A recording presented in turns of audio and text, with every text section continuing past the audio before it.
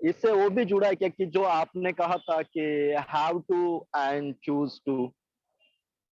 हाँ, have to choose to एकदम direct नहीं है मेरे हिसाब से मेरे लिए, बट यस उसका भी रेफरेंस आ सकता है कि I have to, if I find कि मैं कहीं गाड़ी टच हो गई तो I have to stop on the side and do a 2 minute meditation या balancing.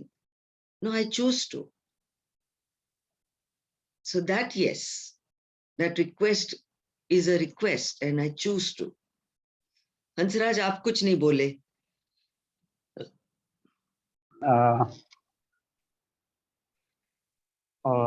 बोलता है, बाद में बोलता हूँ थोड़ा। सुन रहे? सुन रहे। अच्छा, क्योंकि मुझे ना अभी गुरुवार का जो वर्ग हुआ ना, तो सेम प्रसंग होता कि मैं भी कुछ मिनट पहले ऑफिस में था और हमारा राजेश और मेरा बातचीत हुई कि कहाँ है, मैं बोला ऑफिस में, और वो बोले कि मुझे चिंता हो रही है कि आप कैसे पहुंचेंगे क्योंकि ओपनिंग आपको करनी है। हाँ, तो मैंने खुद को यानी सूचना दी कि मैं 5 मिनट में पहुंच रहा हूँ और मुझे सिर्फ ओपनिंग करना है, तो मुझे ध्यान से जाना है। फिर भी मुझे यानी जो लोग बीच में आ रहे थे उनको मैं ब्लेम कर रहा था। तो ये भी मैंने जब रियलाइज किया या चिंतन किया, तो वो भी मैंने जब गुरुवार का वर्ग शुरू हुआ तो वो बता दिया मैंने। तो बता देने से मेरे को जो फील हुआ, मैं रिलैक्स हो गया थोड़ा सा, और फिर मैं कनेक्ट हो पाया और फिर बहुत अच्छा सेशन हुआ जिसमें यानी क्या बोलते हैं उसको, कुछ तैयारी करके जाना और ऐसे नेचुरली जाना, तो ऐसा मुझे जो फील हुआ, तो मैं वो याद कर रहा था कि लिविंग एनवीसी। यस। जैसे आपने अभी बोला तो आज शायद आपको थोड़ा सा हल्का फील होगा ना, आप कनेक्ट, आप चिंतन कर पाए वो जो सिचुएशन हुई, और आपके थॉट भी आप देख रहे, प्रामाणिकता से आप स्वीकार भी कर रहे, वो भी मैं देख रहा था। तो बस इतना ही। मैं थोड़ा आपको फीडबैक दूं, क्योंकि हंसराज आपने जो रिफ्लेक्ट किया उसके बारे में। हाँ जरूर।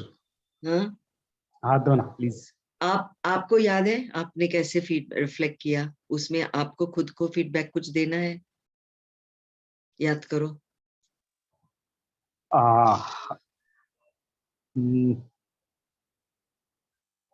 हाँ तब मुझे सूचना दे रहा था यानी कि मुझे सुरक्षित जाना है। नहीं, सॉरी, वो तो आपका इनर प्रोसेस आपने बताया, तो वो तो बहुत अच्छे से हुआ, और फिर आपने सेशन में वो भी बोला, ऑनेस्ट एक्सप्रेशन किया, और आप काम बैलेंस हो गए, कनेक्टेड हो गए, और सेशन भी अच्छा गया क्योंकि ऑथेंटिसिटी थी। वो एक बात। मैंने जब अपना शेयर किया और फिर मैंने, आप और पूर्वा थे, और मैंने आप दोनों को बोला कि आप प्लीज रिफ्लेक्ट करेंगे कि आपने क्या सुना। तब आपने क्या कहा वो आपको याद है? कि उसका फीडबैक मैं थोड़ा सा शेयर करना चाहती थी, अगर आप ओपन है तो। हाँ, आपको याद करके आपको खुद को फीडबैक देना है। प्लीज वापस बोलिए, मुझे याद नहीं आ रहा। अच्छा।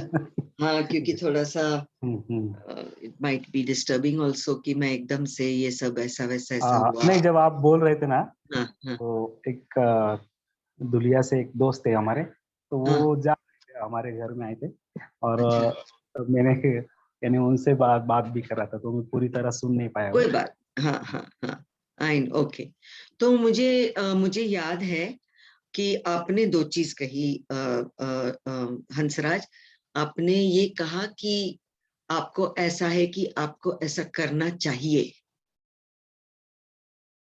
और दूसरा भी कुछ बोला कि आपको ध्यान देना चाहिए, या आपको दो चीज आपने बताई। रिफ्लेक्ट जागृति करें, के बारे में, जागरूक होना चाहिए। तो अगर हम एम्पैथिक रिफ्लेक्शन करते हैं तो वो शुड लैंग्वेज में ना करें। वो शुड लैंग्वेज फिर से मुझे थॉट में, मुझे डिमांड में, मुझे जजमेंट में ले जाएगा, है ना। तो आप ऐसा कह सकते हैं कि मैंने ये सुना कि आपकी जागरूकता और थोड़ा सा ईज या ध्यान से चलाने की जरूरत को आप चिंतन कर रहे हैं या उसके बारे में आप बता रहे हैं कि जब आपने चाहिए बोला ना 2 बार, तो मेरा दिमाग भी उसमें जजमेंट में चला गया। हाँ, तो एक वो, तो अपने जिराफ ईयर्स ऑन होंगे तो हम वो ट्रांसफर कर देंगे ना, है ना। और दूसरी बात, आपने तुरंत ऋषिकेश की बात बताई, है ना। एक स्टोरी भी पता दी मैंने। हाँ, तो आप अपनी स्टोरी में चले गए। तो थोड़ा सा क्लोज करके कि भाई कि भाई मैं स्वस्थ हूं क्या, है ना। और आपकी जो स्टोरी है कि भाई ऋषिकेश हम गए थे तब भी बहुत डेंजर रास्ते हैं, ये वो, तो मैं भी डर गई। और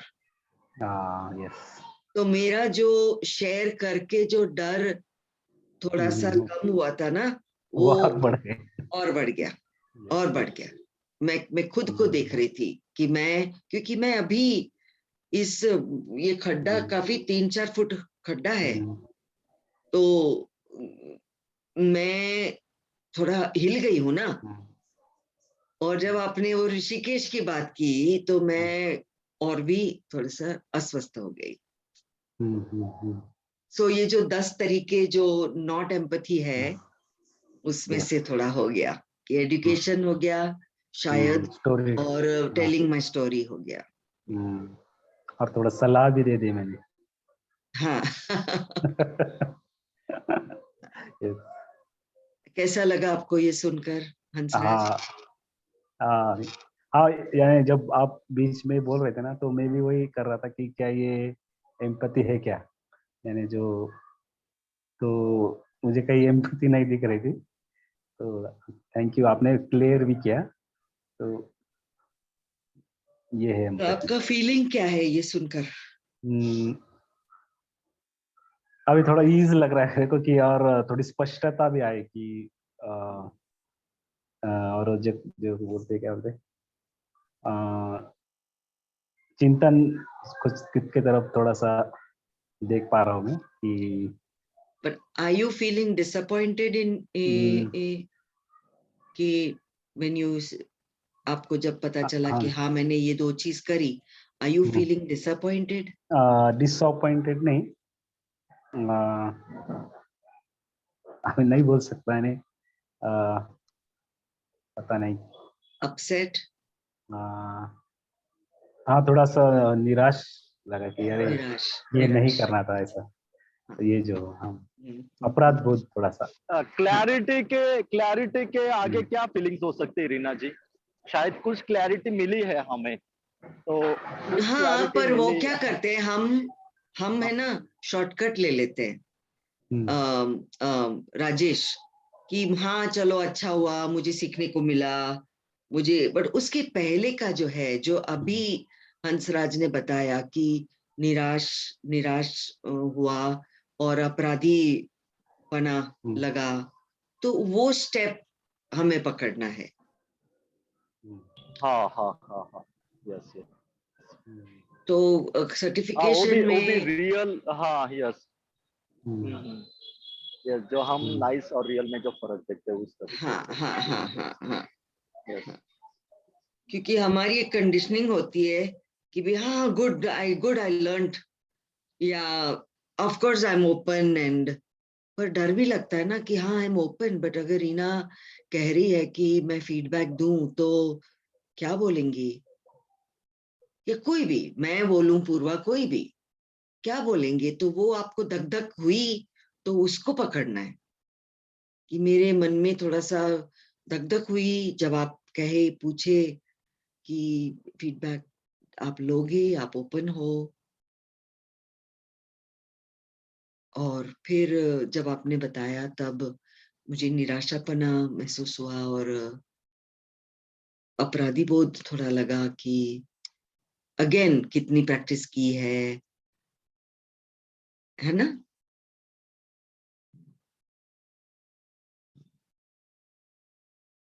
पूर्वा, anything to add? Wow, I'm surprised that you're watching us so carefully and closely. I wasn't watching myself, and what feedback you've given to him, I didn't catch any of that. So there is learning, and being so like observant. That's such a big thing that I don't know. And like you asked him, can I give you feedback? Yes. And like you said, Dagduk. But if you ask me, what did I say? I don't remember a thing of what I said. I don't remember his nor mine. Yeah. This is so amazing. So much to, be like your word, mindful. Consciousness, awareness is not there at all, is what I'm feeling now.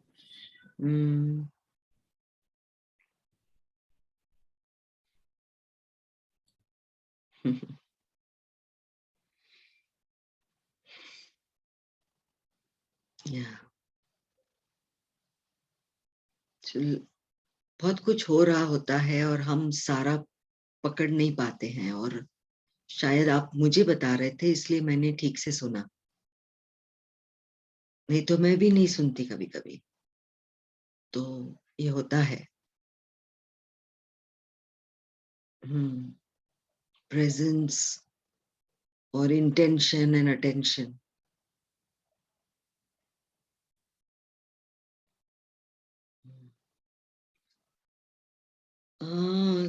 थोड़ा समय है आप सबके पास, तो shall we go to the quotation जो Marshall का जो है। यस राजेश। यस रीना जी। अच्छा जी, तो हाँ, कहाँ गया? अपने हिंदी में एक बार पढ़े और एक बार मराठी में पढ़ते हैं। हिंदी में हंसराज आपने करा था ना, आपके पास है, आप पढ़ोगे? एक मिनट में पढ़ता हूँ। हाँ, और पूर्वा आप मराठी में बाद में। हिंदी में पढ़ना है। हाँ, आपने करा था ना। हाँ मैं पढ़ता हूँ। तो आप पढ़ के थोड़ा सा उसका ये भी बता सकते हैं, एक्सपांड भी कर सकते हैं। हाँ, बताइए। हाँ, इस चरण में जिसे मैं भावनात्मक गुलामी के रूप में संदर्भित करता हूँ, हमें खुद को दूसरों की भावनाओं के लिए जिम्मेदार मानते हैं। हम खुद को दूसरे की भावनाओं के लिए जिम्मेदार मानते हैं। हमें लगता है कि हमें सभी को खुश रखने के लिए निरंतर प्रयास करते रहना चाहिए। अगर वे खुश नहीं दिखते तो हम इसके बारे में कुछ करने के लिए जिम्मेदार और मजबूर महसूस करते हैं। इस तरह से सोचने पर हमें हमारे करीब के लोग बोझ लगने लगते हैं।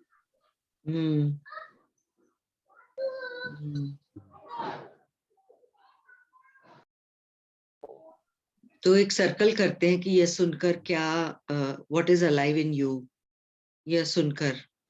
हंसराज आप ही कंटिन्यू करोगे, फिर आप किसी का नाम देना।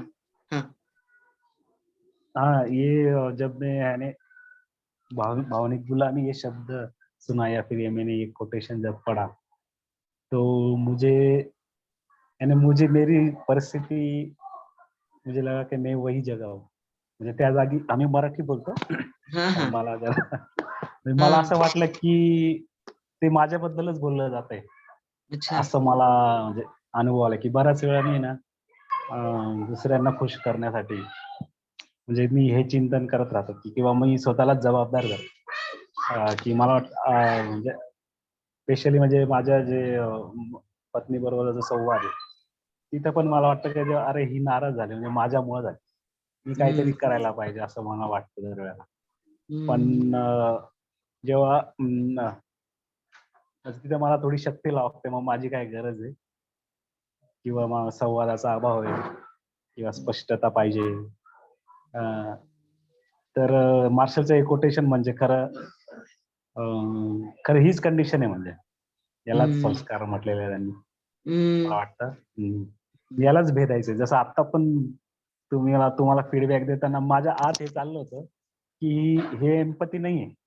माझे जे संस्कार आहे ते मला म्हणजे त्याला मी थांबवू नाही शकलो. तर ती जी छोटीशी तिथून भेदायची जी काय रेषा ती एकदम बारीक आहे, ती नाही तिथं. तिथंच तेच म्हणजे खरं प्रॅक्टिस आहे. आणि मला वाटतं ती जागृत, जसं आता पूर्वाजी बोलल्या की ती जागृतपणे तुम्ही बघताय त्याच्याकडं एक वाक्य. तर मला वाटतं की खूप छान कोटेशन आहे. म्हणजे जरा याच्यावर चिंतन केलं पाहिजे आणि थोडस रिफ्लेक्ट केलं पाहिजे याच्यावर. थँक्यू. म्हणजे तुम्ही खरंच सुंदर मुद्दा आणला का. हा जो मुद्दा आहे म्हणजे याच्यावर आहे का, जो काही संस्कार आहे त्याला स्पर्श करतो तो. आणि कधी कधी आपल्याला थोडं असुरक्षित पण वाटतं की मी असं आहे, कसं तुम्हाला म्हणजे सांगू कसं तुम्हाला, किंवा ते सुरक्षा कवच पण आहे कधी कधी. आपल्याला वाटतं की कसं सांगू नाही का, मी स्वतःला काहीतरी इमेज मी शिकवतोय किंवा मी इतक्या वर्षापासून करतोय आणि मग मी हे कसं हे करू की मी गुलाम आहे, भावनिक गुलाम आहे आणि मला ते जमत नाही. तर तसं आहे. पण त्याला म्हणतात हॉनेस्ट जर राहायचंय, प्रामाणिक राहायचं, सुरुवातीला आपल्याला आधी ते मान्य करावं लागेल.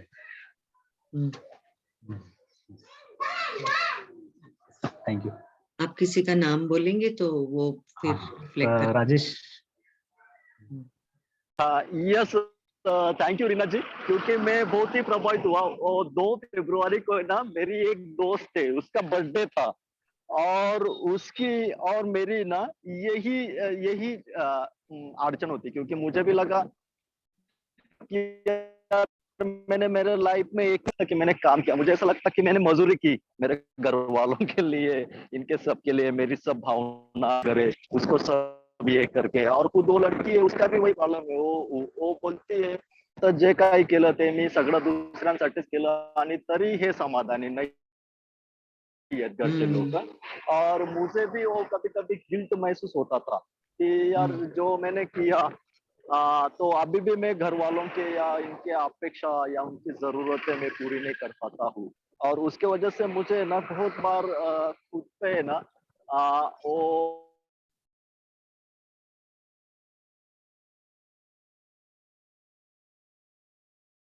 तो मुझे उस पे ना खुद पे एक घृणा महसूस होती थी और मुझे लगता था कि यार इतना सब कुछ कर रहा हूँ मैं, फिर भी नहीं हो पा रहा, इतना सब कुछ कर रहा हूँ फिर भी नहीं हो पा रहा है।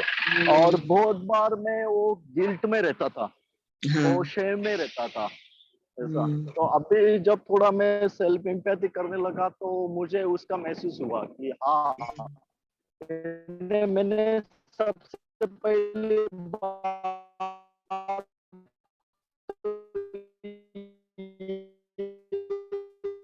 कि मैंने मेरी भावनिक गुलामगिरी स्वीकार और मैंने देखा कि हाँ ऐसे बहुत से ऑब्जर्वेशन है जिसमें दूसरों की कृति को मुझे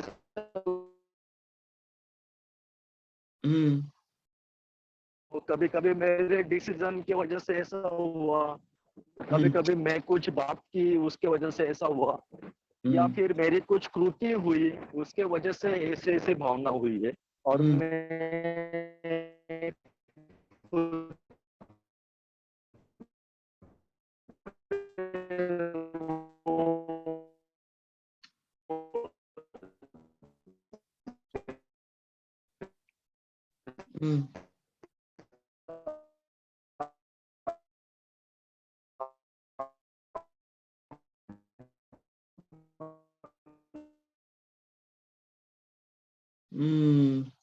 locked out no.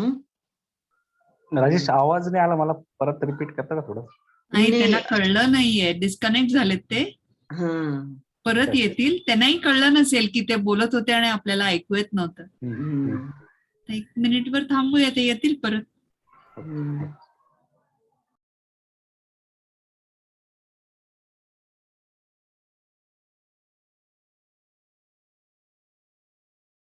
Purva, do you want to continue? Yeah, we'll give him 20 seconds. There he is. Yeah. Okay. Rajesh, welcome back. Yes. Sorry, मेरा कवरेज चला गया था. तो मैंने वो स्वीकार किया, और जैसा आपने कहा ना कि वो मास्टरी इन ट्रेनिंग्स, और आपने क्या बोला था रीना जी, वो नीड कौन सी थी हमारी? मास्टरी. अच्छा, हाँ. नहीं, मास्टरी इन ट्रेनिंग. राजेश, आप मास्टर है, अभी मास्टरी चाहिए. अच्छा. तो मुझे लगा कि उसकी मेरी जरूरत है, तो इसके लिए मैंने उसको गंभीरता से सोच के मेरा एक स्टेप आगे जाना चाहिए ये भावनिक गुलामगिरी को लेके. तो उस तरीके से मैं उस दिन प्रेरित हुआ, और अभी भी आपने जब उसको वापस वही कोटेशन से अपनी फिर से शुरुआत की, तो मुझे सही में प्रेरणा मिली उस चीज की. और जैसा आपने बोला कि वो मास्टरी के लिए मेरी जरूरत थी, तो मैं खुद में वो महसूस कर पा रहा हूँ कि कम से कम स्पष्टता के रूप में मैं उसको जान पाया. यानी कृति और अनुभव के रूप में नहीं, लेकिन स्पष्टता के रूप में मैं वो खुद को पहचान पाया. एक सेल्फ कनेक्शन की जरूरत यहाँ पे पूरी हुई मेरी, और उसके साथ एक डेवलपमेंट की आशा भी मिली मुझे, प्रेरणा मिली, इंस्पिरेशन. अच्छा, ठीक है. और ये सॉरी, और ये बात की भी लगी, जैसे हंसराज ने बोला ना कि संस्कारिता बहुत होती है, वैसा मुझे भी लगा कि शायद ये भावनिक गुलामगिरी की मेरी संस्कारिता है, या फिर मेरे वो 10,000 साल जैसे मार्शल बोलते हैं. तो उस तरीके से मैंने उसको देखने की कोशिश की, और खुद को ये भी एक विश्वास दिया कि मुझे और ज्यादा सीखना है, और ज्यादा मेहनत करनी है, और उससे वो प्रेरणा मिली. और अभी ये वापस बता के मुझे खुशी हो रही, और मैं मेरे जैसा आपने कहा आपकी कमिटमेंट, तो वैसा मैं भी सोच रहा था कि मैंने जो मेरी कमिटमेंट की है मास्टरी की, तो उसके लिए ये संवाद पूरक होगा, यानी सपोर्टिव होगा इस तरीके से. अच्छा, आप कुछ बताना चाहेंगे अभी जो मैंने बोला उस पे, रीना जी? नहीं, मैंने सुना कि आप एक्सेप्टेंस में गए, एम्पैथी से आप सेल्फ एक्सेप्टेंस में गए, तो आप एक लेवल नीचे गए जब आपने ये कि भाई मैं जो भावुक गुलामगिरी में हूँ उसका जो महसूस किया, तो फिर उससे सेल्फ एम्पैथी आप ज्यादा करते हो, और उसमें से जब आप ये एक्सेप्ट करते हो यानी एक्नॉलेज करते हो, तब सेल्फ एक्सेप्टेंस भी होती है, और ये वल्नरेबिलिटी शायद है. तो वल्नरेबिलिटी एज अ करेज, उसमें से हमारी हिम्मत बढ़ती है. तो you are not judging yourself as vulnerability as weakness, but you are saying हाँ ऐसा है, और उस वल्नरेबिलिटी को एक साहस के रूप में आप होल्ड कर रहे हैं, ऐसा लग रहा है, आप और हंसराज दोनों. ऐसा लग रहा है आपको?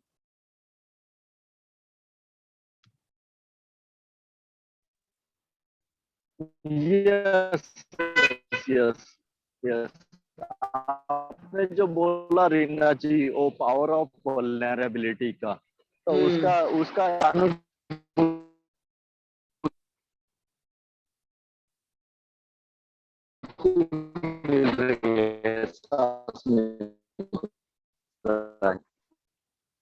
आपकी आवाज.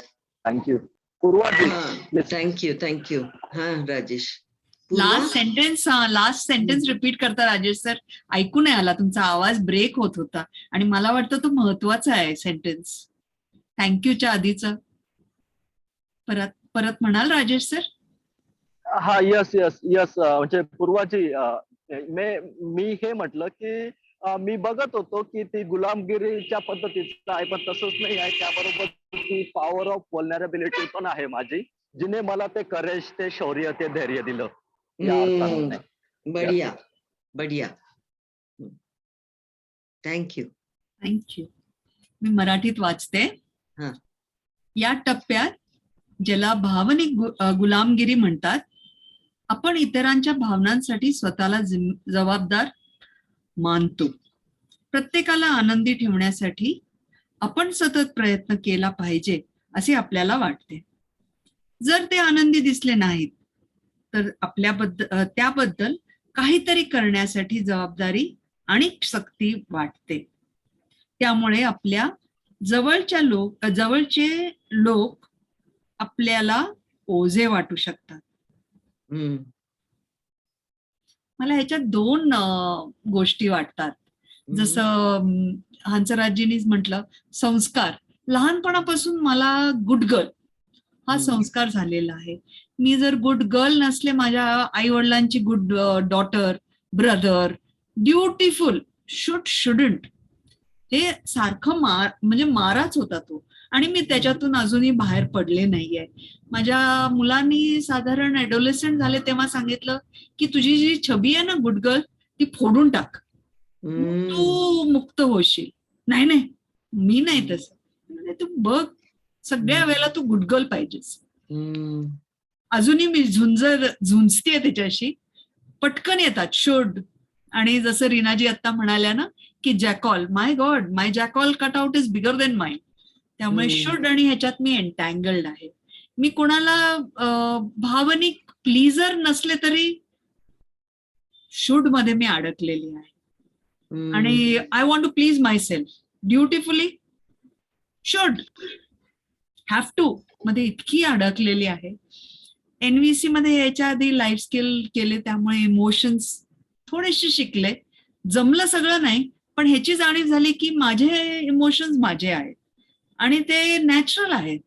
वाईट चांगलं इमोशन कोणाचं काही नाहीये आणि आपली जबाबदारी आपली आहे इमोशनची. आणि त्याच्यात कमीपणा काही नाहीये.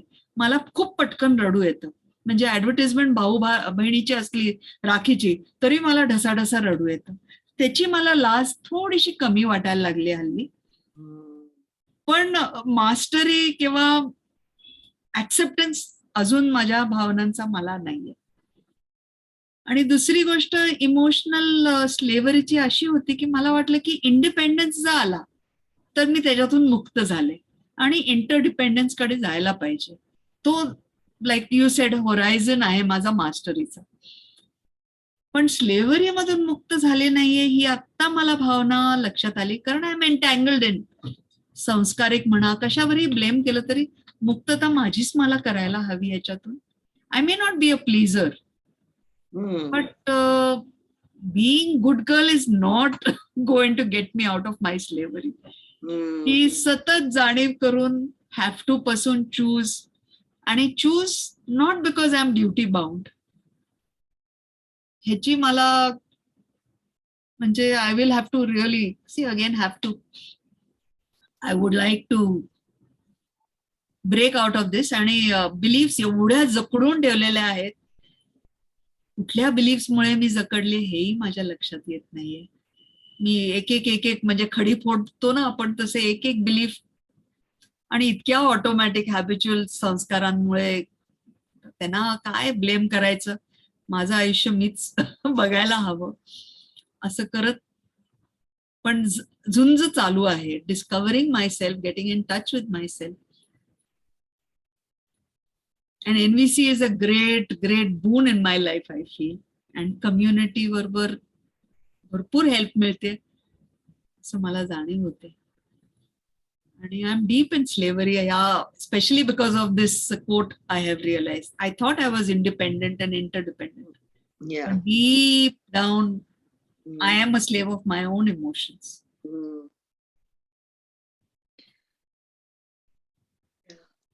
Thank you for listening. Thank you for sharing. Kyunki Purva, I mean, you are recognizing from childhood this whole framework that is, you know, your reality, and I hear the longing to break free, and also celebrating that your sons are supporting you and encouraging you.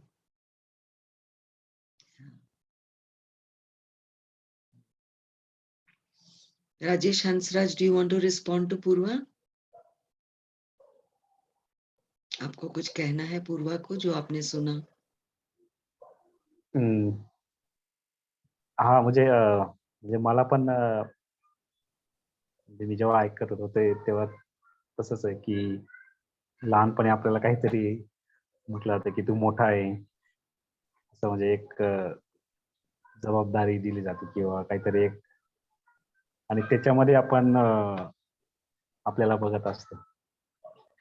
ते मी ऐकलं की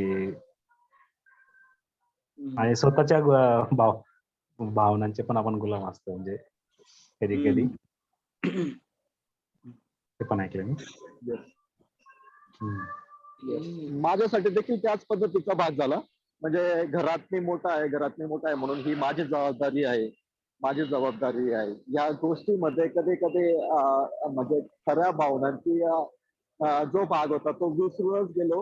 आणि जसं परके जसं आपले किंवा हे बोज वाटायला लागतात, तर त्या पद्धतीने मला सुद्धा त्या पद्धतीने होत होतं. आणि कधी पण आपल्या भावना बाजूला ठेवून मला त्या भावनांशी संघर्ष करून ही एक गोष्ट जाणवायची की यार मी चांगला मुलगा झाला पाहिजे किंवा मी घरातला मोठा आहे, म्हणून मग मी ते कुटुंब प्रमुखासारखं राहिलं पाहिजे, म्हणजे माझ्याने चूक होऊ नये या अर्थाने. आणि मी पण त्या म्हणजे सभ्यतेच्या मुखवट्यामध्ये जास्त करून माझ्या भावनांचा गळा दाबत गेलो.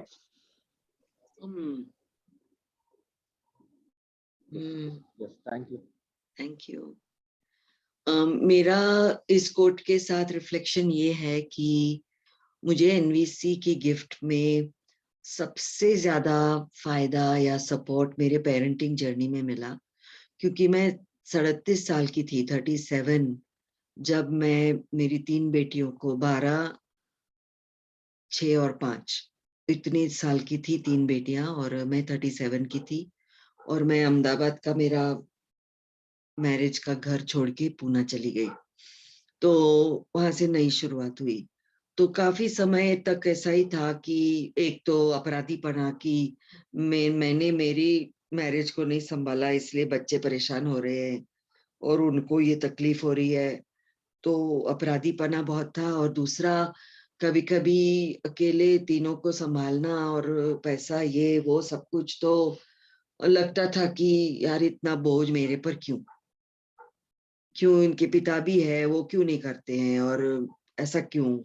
तो बच्चे बोझ बन गए थे और मैं गुस्सा होती थी. तो मुझे बहुत परेशानी, अंदर से गिल्ट और भी बढ़ता था ना. और जब 2006 में 99 में मैं छोड़ के गई पूना, और 2006 में मैं मार्शल को मिली, तो वो जो 7 साल बहुत कठिन गए. लेकिन जैसे जैसे मैंने एनवीसी को पकड़ा, और कंट्रीब्यूशन, कनेक्शन एंड कंट्रीब्यूशन, ये दो जो गरज है अपनी, योगदान देना, बच्चों की लाइफ को योगदान देना, मैं योगदान दे रही हूँ. मैं कोई ये नहीं कर रही कि मेरी जिम्मेदारी है तो मुझे ही करना है. तो बोझा वो कम पड़ने लगे और कनेक्शन और बढ़ने लगा, और कनेक्शन सस्टेन होने लगा, और मेरा खुद के साथ भी कनेक्शन बढ़ने लगा. तो मेरा गिल्ट भी कम होने लगा और ऊर्जा मिलने लगी. और उस वक्त एक पर्सनल बात है कि जब मैं मेरी सास को, मैं अभी भी वो जिंदा है, अबाउट 89 है, मैं अभी भी उनको मिलती हूँ. जब मैं जाती हूँ, मैं मम्मी मम्मी कहकर, हम रोते भी हैं, बातें भी करते हैं. तो अभी तो चलो मैं 60 साल की हो गई, लेकिन उस वक्त बिकॉज मैं 37 की थी, तो हर बार मिलती थी तो वो मुझे यही कहते थे कि तू कोई और ढूंढ ले, बस तू शादी कर ले. तो मैंने उस वक्त उनको बताया कि मैंने नक्की किया है कि जब तक मेरी सबसे छोटी 20 साल की नहीं होती, तब तक मैं कुछ नहीं करने वाली. और फिर मैं उनको नहीं बोला, लेकिन अंदर ही बोली, उसके बाद तो जरूरत भी नहीं पड़ेगी. तो ऐसे एक कठिन दृढ़ निश्चय करके कि मैं खुद अकेली रह सकती हूँ पहली बात, और एक क्या कहते हैं, बच्चों को बड़े करना है।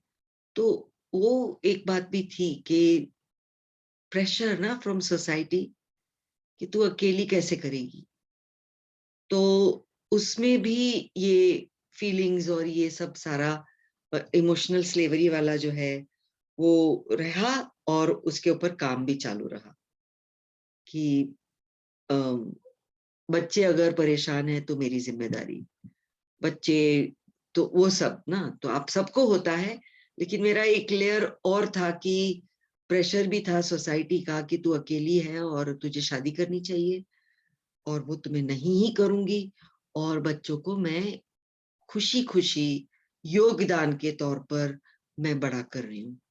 वो मेरा जीवन का मकसद है और मेरा ब्लेसिंग है, बच्चे मेरा ब्लेसिंग है, वो कैसे बोझ हो सकते हैं। और जब मैं बोझ मानती थी तब बहुत रोती थी,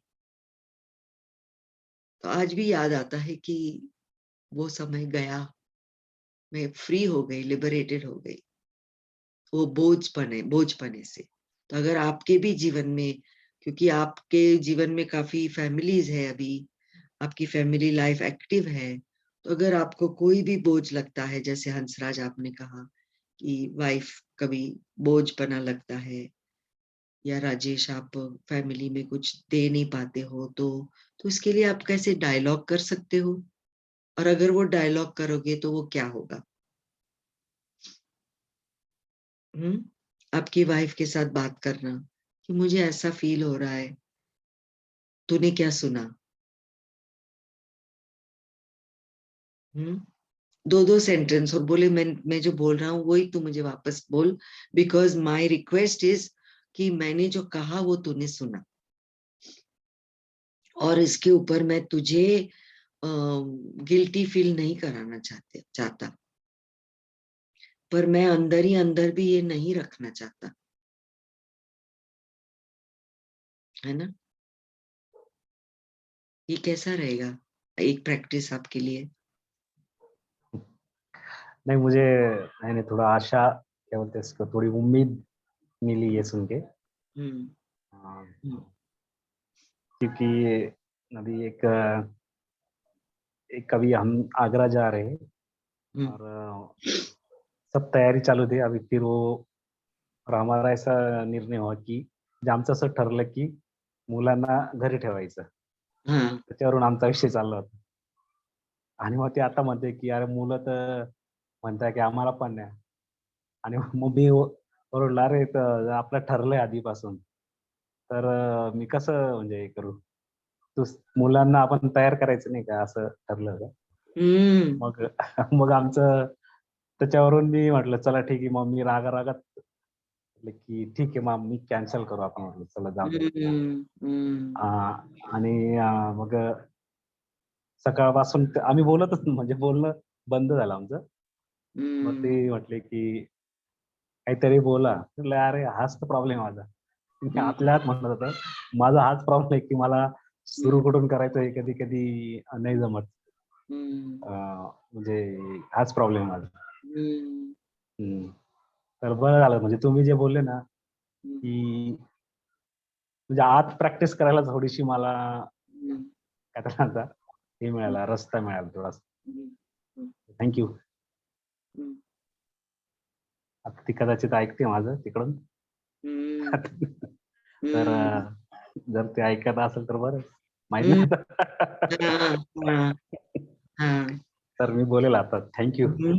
म्हणजे मी आज बोलणारच होतो सर, पण कसं बोलावं हे पण मला कळणार, कारण स्ट्रॅटर्जी ठरवत होतो काय करायचं. तर बरं वाटतं हे सांगून, पण मला बरं वाटतं जरा. Thank you Hansraj, all the best. मेरे लिए ये एक अनुभव था रीना जी कि कभी कभी ना घर वालों की अपेक्षा की वजह से ही वो मुझे ज्यादा बोझ लगते थे पहले, तो जैसा आपने कहा ना, तो वैसा मैं भी वो डायलॉग कर देता था कभी कभी, लेकिन भावनिक गुलामगिरी से मैं दूसरे टप्पे में हूँ, जिसको हम धुतकार कहते हैं ना। तो फटाक से कुछ तो भी बोल देना, शायद उसमें मेरी फीलिंग्स नहीं बता पाया, मेरी जरूरत नहीं बता पाया, लेकिन बोलने की शुरुआत कर दी। और जब अभी मैं देख रहा हूँ, तो अभी वो एक विश्वास मिला और वो पर्याय भी मिला। और मैं ये भी देख रहा था कि अगर मैं इस तरीके से बोलूंगा, तो शायद हम दोनों के रिलेशंस और कितने अच्छे होंगे। तो उसका भी मुझे आनंद महसूस हुआ, उसकी भी खुशी मिली कि अरे हाँ, कि अगर मैं ऐसी कोशिश घर में ही करूंगा तो कितना अच्छा रहेगा मेरे लिए। और तो वो एक भी बहुत अच्छा रहा मेरे लिए। अच्छा, थैंक यू। doing NVC, हाँ हाँ, doing NVC, living NVC. living NVC। ठीक है, तो आई थिंक चेकआउट यही हो गया कि हार्वेस्ट किया आपने, कि आप कुछ नई उम्मीद लेकर और नई स्ट्रेटजी लेकर आप अपने वाइफ के साथ आपका रिलेशनशिप और भी दृढ़ बना सकते हैं, गहरा बना सकते हैं। और पूर्वा, आई एम श्योर आपको भी कोई मिला होगा आइडिया कैसे कर सकते हैं, आप बताना चाहोगे? Yes, you nailed it. Actually, you nailed it. मी इतकी बुडून जाते माझ्या भावनांमध्ये, आणि मला वाटतं राजेश सरांचं ते एकदम धक्क झालं. सभ्यपणा इतका तो ड्युटीफुल आहे, त्याच्यामुळे माझं तोंड बंदच असतं. मला I am डुबोफाईड in my emotions, आणि सभ्यताचं एवढं पांघरूण हे केलंय की बोलती बंद. त्यासाठी करेज पाहिजे. जसं हंसराजजी म्हणाले की डायलॉग इथे करायची तयारी आणि जाऊन बोलायचं. My husband and my 2 sons, I find them more courageous and very honest expression with care. I think I should just copy them. See, again, should copy. So should. Probably, copying them will give me that path. And like you said just now, no, reflect, request. Yeah. I would like to try that out. त्याच्यामुळे थोडंसं बळ मिळालं तर आनंद आहे. हाँ, कि मैंने जो बोला वही आपने सुना. Yes. और अगर धैर्य कमी पड़ता, कुछ अलग सुना तो मैं उसके लिए और क्लैरिटी दे सकता हूँ. थैंक यू, आज अच्छा गया. मेरी अभी ना बहुत अंधेरा है इधर, और मैं डरती हूँ, कभी भी इतने अंधेरे में मैं नहीं जाती, लेकिन आज मैं जाऊंगी. मैं यहाँ से मैं दो यार, तुम लोग यार डरो मत. मैं नहीं, I am not scared for you, but adventure कहाँ जा रहे हो करने? मुझे ना आज मेरी बेटी के घर पे रहना है, क्योंकि सुबह वो सब सामान वगैरह वो सब किसी को लाना पड़ेगा ना, तो मैं अभी ही जाती हूँ उधर. तो मैं आज हिम्मत करके, क्योंकि गाड़ी में थोड़ा सामान है, वो लेकर और फिर चल के जाऊंगी वैसे, ये इसका टॉर्च लेके. तो आप सबके साथ रहकर मेरी हिम्मत बढ़ी है, और मैं जाऊंगी और फिर मैसेज कर दूंगी आपको कि मैं पहुंच गई. नहीं, I believe in you. Message वगैरह नहीं करना, that is another ball game that you will get caught up in. बस अगर आपको कुछ है तो मैसेज करना, नहीं तो मैं पहुंच गई. No news is good news. No, it is good that you will take care. You made a promise to yourself. और क्या चाहिए? या चलो ठीक है. See you. Thank you so much. Bye bye Hansraj ji, Rajesh sir, bye. Thank you Reena ji. Bye. Thank you. Bye Reena. Thank you.